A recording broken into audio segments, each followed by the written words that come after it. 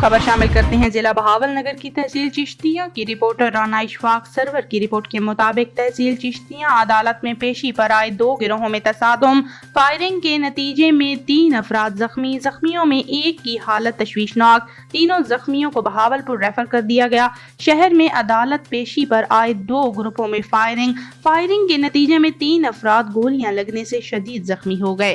واقعے کے بعد پولیس کی بھاری نفری موقع پر پہنچ گئی۔ ریسکیو ٹیم نے زخمیوں کو ہسپتال منتقل کر دیا، جہاں زخمیوں کو ابتدائی طبی امداد کے بعد بہاولپور ریفر کر دیا گیا ہے۔ زخمیوں کی شناخت عبدالجبار کھوکھر، شاہد ربانی اور زاہد ربانی کے نام سے ہوئی ہے۔ پولیس کے مطابق واقعہ دیرینہ دشمنی کا شاخسانہ ہے۔ پولیس نے موقع پر پہنچ کر ابتدائی کارروائی کا آغاز کر دیا ہے، تاحال کسی بھی ملزم کو گرفتار نہیں کیا جا سکا۔